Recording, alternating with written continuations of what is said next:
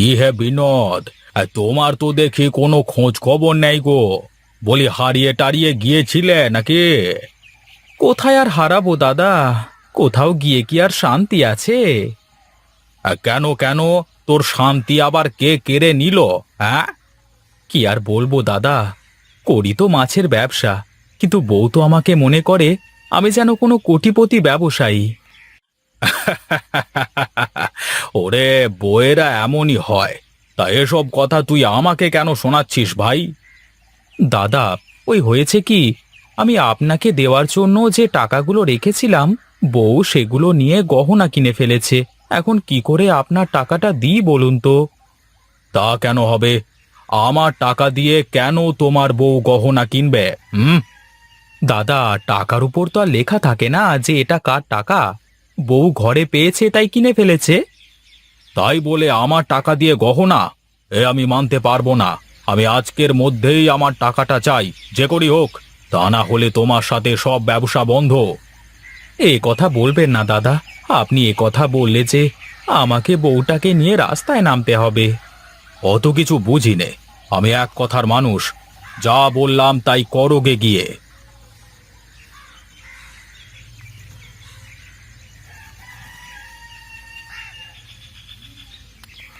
আরে, ওটা বিনোদ দা না? এই দেখি তো। আরে তাই তো, এটা তো আমাদের বিনোদ দা। ও বিনোদ দা, আরে ও বিনোদ দা। কি রে জগাই, তুই?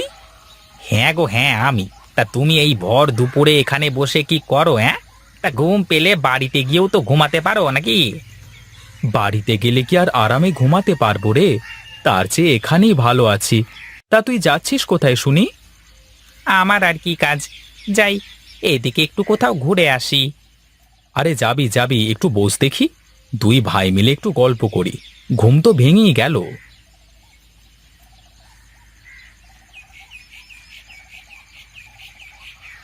কই গো গিন্নি, কোথায় তুমি? কোথায় যে থাকে সারাদিন কে জানে। এই একটা মেয়ে লোক আমার জীবনটা জ্বালিয়ে দিল। যাই দেখি, ঘরে গিয়ে একটু ঘুম দেওয়ার চেষ্টা করি তাহলে।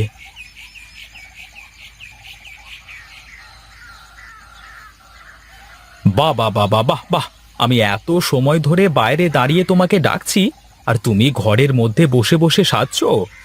কি আর করব, দেখলাম তুমি ডেকে ডেকে যখন না পাবা তখন তো ঘরেই আসবা, তাই চুপচাপ আমার কাজ করছিলাম। দেখো তো আমাকে কেমন লাগছে। খুব সুন্দর, খুব সুন্দর লাগছে গিন্নি তোমাকে। কিন্তু আমাকে বলো তো, এত সাজুগুজু করে তুমি এখন কোথায় যাবে? ও মা, কোথাও গেলেই যে সাজতে হয়, না গেলে যে সাজতে নেই, এ কথা তোমাকে কে বলেছে শুনি?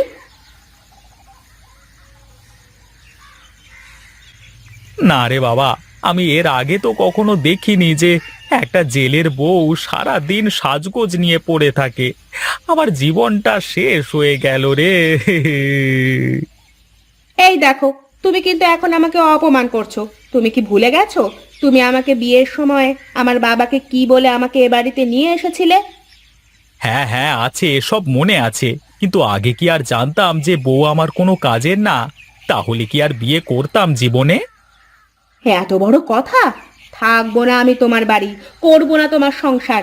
এই আমি চললাম বাপের বাড়ি। আরে ধুর, একটু থেকে একটু হলেই বাপের বাড়ি চলে যাওয়ার কথা কেন বলো? অন্য কথা বলতে পারো না? অন্য কোনো কথা আমার মাথায় আসে না তখন।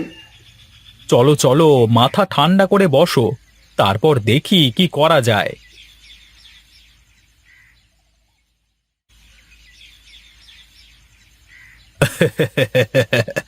দেখ দেখ রামু, দেখ চিংড়িগুলো কেমন তাড়াতাড়ি বড় হচ্ছে। তাই তো দেখছি বাবু, কিন্তু আমার কি মনে হয় জানেন? তোর আবার কি মনে হয়? এবারে ঘেরের চিংড়িগুলো বোধহয় আপনার কপালে নেই কো। কেন কেন, এ কথা বলছিস কেন? কেন আবার, বর্ষাকাল চলে এসে তারপর আবার ঘেরের পানি বেরিয়ে যাচ্ছে। যদি ভারী বৃষ্টি হয় তাহলে তো ঘর ভেঙে সব চিংড়ি সারা মাঠে ছড়িয়ে পড়বে। তা তো কথা মন্দ বলিসনি রামু। তাহলে কি করা যায় বলতো দেখি। আমার তো তেমন কোনো বুদ্ধি নেই কো, তবে আপনি বললে আমি ভেবে দেখে আপনাকে কইব। বেশ বেশ বলিস তাহলে। নে এখন চল, আমার আর দাঁড়াতে ভালো লাগছে না।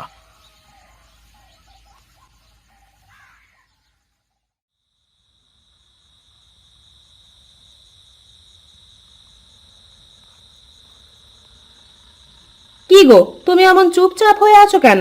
কোনো কথা বলো না। ভাবছি গো গিন্নি, ভাবছি। তোমার এত ভাবনা কিসের গো, একটু বলবা? কেন, তুমি যে আলমারিতে রাখা ব্যবসার টাকা দিয়ে গহনা কিনেছো, সেই টাকা এখন কোথায় পাবো শুনি? বলি, তোমার বাবা এসে কি দিয়ে যাবে নাকি? কি এত বড় কথা! তুমি আমার মোড়া বাবাকে নিয়ে কথা বললে? সামান্য কটা টাকা নিয়েছি, তার জন্য তুমি আমাকে এমন করে বলতে পারলে? আহা, কেঁদো না তো। এখন আমাকে একটা বুদ্ধি দাও দেখি। কাল তো হারান্দাকে তার মাছের সব টাকা ফেরত দিতে হবে। এখন আমার কাছে কোনো টাকা পয়সা কিছুই নেই। আমার না মাথায় একটা বুদ্ধি আছে। কি বুদ্ধি? বলো তো দেখি, আগে শুনি।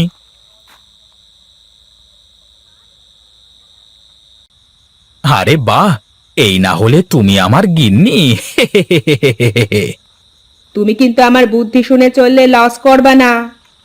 ঠিক আছে, সেই সব কালই দেখা যাবে। তুমি তাহলে এক্ষুনি ঘুমাও, আমি গিয়ে আমার কাজ সেরে আসি।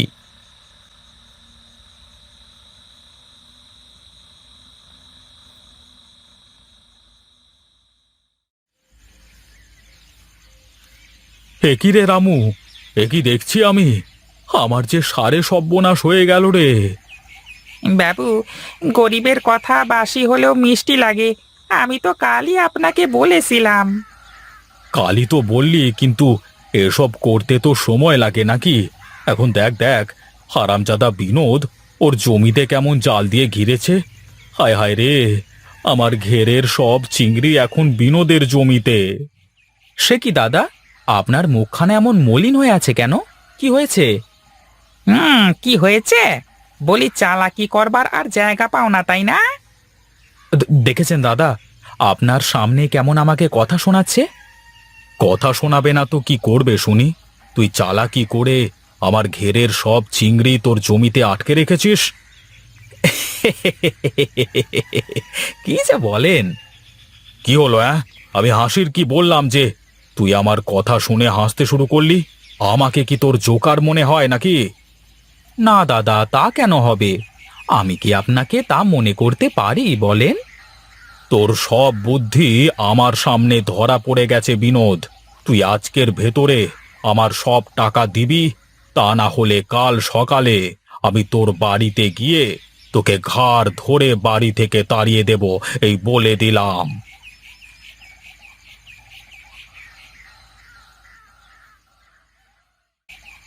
কি গো, হারান বাবু কিছু বললো?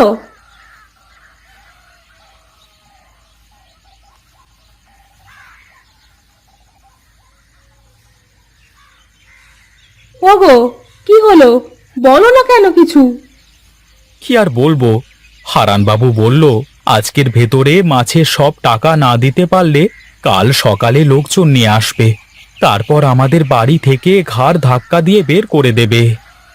আমার মাথায় আর একটা বুদ্ধি আছে, তুমি যদি শোনো তাহলে বলতে পারি।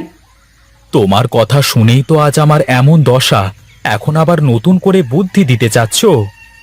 শোনোই না একবার আমার কথাটা। এবার যদি কাজ না হয় তাহলে আর কখনো তোমাকে আমার কথা শুনে চলতে হবে না। ঠিক আছে, এবার তাহলে আমি গিয়ে দেখি কোনো কাজ হয় নাকি।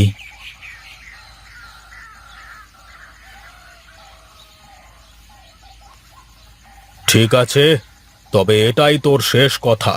কি বলবি বলে ফেল। আপনি তো আমার পুরো কথা না শুনে চলে আসলেন। আসলে হয়েছে কি, আমি তো আমার জমি ঘিরেছিলাম ওখানে চাষ করবার জন্য, কিন্তু ঘের ভেঙে যে সব পানি আমার জমিতে যাবে তা আমি জানতাম না। এই মোদ্দা কথাটা কি বলতে চাস, খুলে বলতো দেখি। আসলে দাদা, ঘেরের চিংড়ি তো আমার না, ওগুলো আপনারই। তাই যদি আপনি বলতেন, আমি আমার জমি থেকে সব চিংড়ি ধরে বিক্রি করে আপনাকে দিয়ে দিতাম। সত্যি বলছিস তুই? আমার তো বিশ্বাসই হচ্ছে না। দাদা, আমি গরিব হতে পারি কিন্তু লোভী না। তুই সত্যি খুব ভালো ছেলে রে বিনোদ। আমি না বুঝে তোকে বকেছি। এখন থেকে তুই আমার সাথে এক হয়ে ব্যবসা করবি।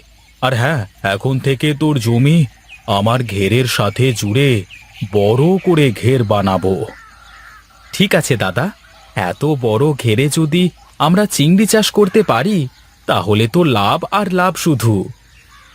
কিন্তু তার আগে এবারের মতো যাতে ঘের না ভেঙে যায় তার ব্যবস্থা করতে হবে।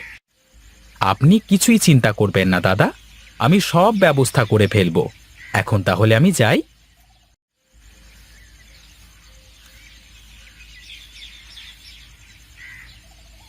যাক, শেষমেশ বইয়ের কথায় রক্ষে পেলাম। এখন থেকে বইয়ের কথা শুনেই সব কাজ করব।